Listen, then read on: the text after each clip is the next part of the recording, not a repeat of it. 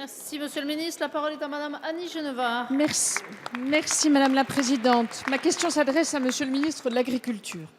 Notre agriculture souffre et l'a exprimé avec force ces derniers mois. Les filières d'élevage en particulier, volatilité des cours, renchérissement des aliments, difficultés des exportations aggravées par l'embargo russe, prix de vente insuffisamment rémunérateurs, difficultés dans le partage de la valeur ajoutée. Bref, les difficultés ne manquent pas, mais comme un malheur n'arrive jamais seul, voilà la fièvre catarrhale ovine. Réputée contagieuse pour les ruminants, de larges zones de surveillance ont été instaurées. Depuis quelques jours, le Doubs, terre d'élevage s'il en est, avec une race qui s'exporte très bien, le Doubs est touché. L'inquiétude est grande, Monsieur le ministre. Si l'on ne prend pas des mesures massives de vaccination, c'est toute la filière d'exportation vers les pays européens et extra-européens exigeants en matière de vaccination qui s'en trouve compromise. La baisse des exportations a des incidences importantes sur les revenus des producteurs. Dans ce cadre, il est indispensable aussi que les discussions avec les pays importateurs comme la Turquie, l'Algérie, la Russie puissent s'accélérer afin de trouver des solutions rapides et pragmatiques. J'ajoute qu'en cette période de comices, malheureusement annulée bien souvent à la dernière minute, l'impossibilité d'exposer les bêtes est vécue douloureusement par les éleveurs. Monsieur le ministre, quelles mesures rapides comptez-vous prendre pour éradiquer cette épidémie et soutenir nos agriculteurs ? Merci. La parole est à Monsieur le ministre de l'Agriculture. Madame la présidente, madame la députée, vous avez évoqué un certain nombre de sujets et vous avez d'ailleurs assez à la fois précisément et honnêtement traduit la situation, à la fois sur les marchés, sur la question de l'élevage et sur l'élevage bovin. Et vous avez rajouté cette question de la FCO. Vous avez, sur l'embargo, évoqué, bien sûr, nous l'avons tous compris, l'embargo russe et pas suisse. Mais sur la FCO, d'abord, cette maladie a été détectée il y a 1 mois et demi, 2 mois. À partir de là, il y a 2 stratégies qui ont été définies avec les organisations professionnelles et les services de l'administration de mon ministère, que j'ai fait adopter. La première, c'est d'assurer, autant que faire se peut, la fluidité de l'exportation des bovins qui étaient déjà en capacité de partir. 2 hypothèses s'offraient à ce moment-là, ce qu'on appelle un test pour savoir si les bovins étaient non pas porteurs de la maladie, mais sains et qu'ils puissent être exportés. Ça a été négocié avec un certain nombre de pays, en particulier avec l'Espagne, qui a accepté cette première procédure. Et puis la deuxième procédure, bien sûr, c'est la vaccination. La vaccination, je vous le dis, sur ce type de FCO, 8 pour être précis, il y avait 3 millions de doses de vaccins disponibles sur l'ensemble du continent européen, voire nord-américain. Nous avons acheté ces 3 millions de doses. Aujourd'hui, plus de 500 000 animaux ont été vaccinés. Il faut qu'il y ait 2 vaccins pour pouvoir immuniser un animal, et à 3 semaines d'intervalle. Donc les premières vaccinations dépassent aujourd'hui les 500 000 animaux. On va continuer pour les deuxièmes pour assurer à partir de là, et vers l'Italie et vers la Turquie, les exportations que souhaitent les éleveurs. Merci, Monsieur le ministre. La parole est à Monsieur Michel Ménard. Merci Madame la Présidente. Ma question s'adresse à Monsieur le ministre des Affaires étrangères. Monsieur le ministre, vendredi 9 octobre, l'Académie Nobel a attribué le prix Nobel de la paix au quartet du dialogue national en Tunisie. Au-delà des organisations concernées, c'est tout un peuple qui est salué et encouragé. Près de 5 ans après le déclenchement de la révolution de Jasmin, cet élan extraordinaire a porté tout un peuple qui aspirait à la liberté et à la démocratie. Ce prix est une récompense bienvenue. Sur tous les bancs de cette Assemblée, nous devons nous en féliciter. Chers collègues, bien plus qu'un aboutissement, ce prix Nobel est un encouragement, un soutien à tout un peuple. Cependant, la nouvelle donne tunisienne est encore fragile. Fragile à cause du terrorisme qui a endeuillé ce pays et l'a plongé dans une crise économique préoccupante. Chacun a encore en mémoire les attentats de cette année au Bardo ou à Sousse. Fragile parce que des forces veulent tourner la page de la démocratie. Monsieur le ministre, la communauté internationale, l'Europe et la France doivent mesurer l'exceptionnalité du moment et renforcer leur soutien à cette jeune démocratie. La France prend sa part, comme l'a montré la visite du président Béji Caïd Essebsi en avril dernier à Paris. Développement économique, tourisme, défense, la France soutient la Tunisie dans cette phase de transition. Il faut aller plus loin, notamment pour accompagner la société civile dans ces projets. Alors, Monsieur le ministre, ma question est simple. Comment la France mobilise-t-elle ses partenaires européens pour renforcer l'indispensable soutien accordé à la démocratie et au peuple tunisien? Merci. Merci. La parole est à Monsieur le ministre des Affaires étrangères. Monsieur le député Ménard, le prix Nobel de la paix a été attribué aux 4 organisations qui ont conduit le dialogue national en Tunisie. Et je suis sûr que chacun ici appréciera le fait que ce prix Nobel de la paix est totalement mérité et que c'est une façon de dire pour nous tous bravo au peuple tunisien.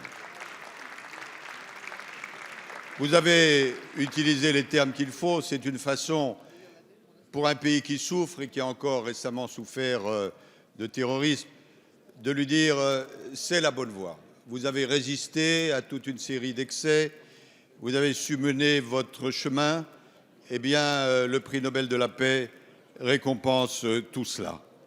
Ce soutien à la Tunisie démocratique, la France, c'est votre question, va continuer à le porter.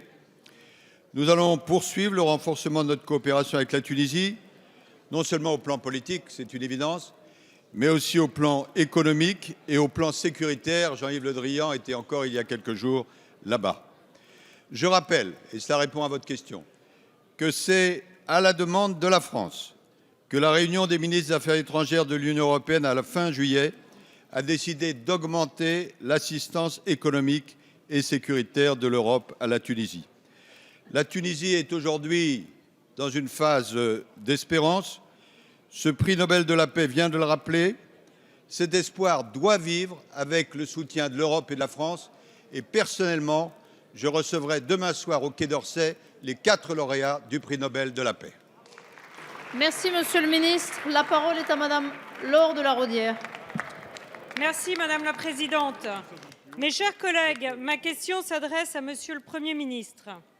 Le 6 octobre dernier, la Cour de justice de l'Union européenne a invalidé le contrat entre la Commission européenne et les États-Unis, communément appelé Safe Harbor. De quoi s'agissait-il?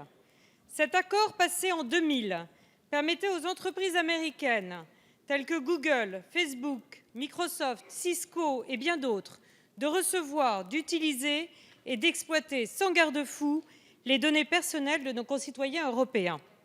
À l'époque, la Commission européenne avait jugé un peu naïvement sans doute, et surtout sans concertation avec les États membres, que les États-Unis présentaient les garanties suffisantes pour la protection de la vie privée. Les révélations d'Edward Snowden sur l'utilisation de nos données par les États-Unis et la NSA nous a apporté les preuves éclatantes du contraire. Les États membres auraient dû être beaucoup plus vigilants à l'époque de ces négociations. J'ai l'impression que nous sommes en train de reproduire les mêmes erreurs dans la négociation du traité commercial. Le contenu de ce traité concerne tous nos concitoyens et nous n'en sommes pas informés. Cela concerne des enjeux économiques majeurs, mais aussi la protection de la vie privée des Français. À chaque séance de questions d'actualité sur les sujets européens, nous soulevons l'opacité des discussions entre la Commission européenne et les États-Unis dans le cadre de la négociation du TAFTA. À chaque fois, vous nous répétez que vous demandez la transparence dans les négociations. À chaque fois, nous avons l'impression d'un aveu d'impuissance. Alors, quand aurons-nous enfin gain de cause? Quand pourrons-nous donner notre avis sur le contenu des points négociés? La France a indiqué ses lignes rouges concernant la négociation du TAFTA. Mais la France ne peut rien seule et elle est bien affaiblie dans la négociation au niveau européen. Où en êtes-vous pour convaincre nos Merci, partenaires Madame la européens députée. de la nécessité d'imposer ces lignes rouges? La parole est à Madame la secrétaire d'État chargée du numérique. Merci Madame la Présidente, Mesdames et Messieurs les députés, Madame la députée Laure de la Raudière. La protection des données personnelles de nos concitoyens, c'est là un droit fondamental auquel ce gouvernement est particulièrement attaché. Un chapitre du projet de loi pour la République numérique est d'ailleurs consacré à ce sujet. Nous sommes l'un des gouvernements en Europe les plus impliqués dans la négociation actuelle sur le règlement européen sur les données personnelles, un texte très attendu. Et voilà des années que nous demandions la renégociation de cet accord de Safe Harbor passé entre les États-Unis et l'Europe qui permettait de déroger à l'interdiction de transférer des données personnelles des citoyens européens vers l'extérieur. Je parle à l'imparfait car, vous l'avez dit, la Cour a décidé d'invalider cet instrument considérant que les programmes américains de surveillance de masse étaient incompatibles avec notre vision, avec la vision européenne de la garantie des libertés dans le monde numérique. Ce jugement, il est très important, tant au plan juridique qu'économique, avec un impact potentiellement très grand. Il faut maintenant que l'Europe, et l'Europe politique, pas l'Europe technocratique, parle d'une voix forte pour affirmer ses valeurs et pour définir des outils alternatifs avec les États-Unis. Mais il est exclu que ce sujet soit négocié dans le cadre du partenariat transatlantique du TTIP, qui n'est pas transparent. C'est là une ligne rouge. Dans les chapitres sur le commerce électronique, dans les chapitres sur les télécommunications, que demandons-nous? Nous voulons la protection des consommateurs, la neutralité du net, une concurrence saine et loyale face aux géants américains de l'Internet et la liberté laissée aux États de fixer des règles de localisation des données de leurs concitoyens sur le territoire national. La France n'accepterait pas que la liberté et la vie privée soient bradées sur l'autel du commerce international. Merci Madame la Ministre. La parole est à Madame Chantal Guittet. Merci Madame la Présidente. Ma question s'adresse à Monsieur Stéphane Le Foll, ministre de l'Agriculture, de l'Agroalimentaire et de la Forêt. J'y associe tous les députés du Finistère, tous fortement engagés dans le soutien de notre agriculture. Vous n'êtes pas sans savoir, Monsieur le ministre, que la filière porcine subit une crise sans précédent, crise aggravée par l'embargo russe décrété en 2014, pour des raisons sanitaires en partie, mais qui comporte également une dimension diplomatique liée à la crise ukrainienne. Vous avez évalué à 44 millions d'euros les pertes directement liées à cet embargo pour la filière porcine française et à environ 150 000 tonnes la quantité de porcs bloqués sur les marchés européens. Exporter à nouveau en Russie est un enjeu capital pour nos éleveurs, notamment dans le département du Finistère. Sans de nouveaux débouchés à l'export, nous risquons de voir disparaître tout un pan de notre agriculture. Depuis le début, Monsieur le ministre, vous ne ménagez pas vos efforts pour trouver une solution à cette crise. Vous avez rencontré récemment votre homologue russe à Moscou. Pouvez-vous nous dire, Monsieur le ministre, si des avancées significatives ont été obtenues en vue de lever l'embargo? Enfin, la Commission européenne a décidé d'un plan de soutien de 500 millions d'euros en faveur des agriculteurs. Somme très en deçà de ce qu'ils espéraient. Les États membres ont toute l'attitude dans l'usage de cette aide directe. Alors pouvez-vous nous préciser le montant attribué à la France et indiquer comment concrètement sera repartie cette aide entre les différentes filières? Enfin, les éleveurs bretons contribuent grandement à la richesse et à la vitalité de notre région. Ils souhaitent depuis longtemps être entendus sur la demande de traçabilité intégrale sur les viandes et notamment sur les plats cuisinés.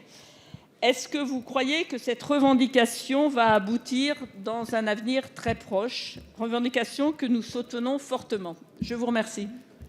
Merci Madame la députée. La parole est à Monsieur le ministre de l'Agriculture, de l'Agroalimentaire et de la Forêt. Madame la Présidente, Madame la députée, d'abord je vous remercie d'avoir salué les engagements qui étaient ceux que j'avais pris, et en particulier ceux que nous avons faits sur plusieurs filières et en particulier sur la filière porcine. Je voudrais rappeler qu'il n'y a pas si longtemps, on avait trouvé un accord qui permettait d'engager un travail sur un soutien de prix qui a été remis en cause par un certain nombre de groupements de producteurs qui considéraient que ce prix était trop élevé. À partir de là, vous l'avez dit, dans la situation de ce marché de la viande porcine, on a en partie le poids de l'embargo russe qui pèse sur un certain nombre de produits.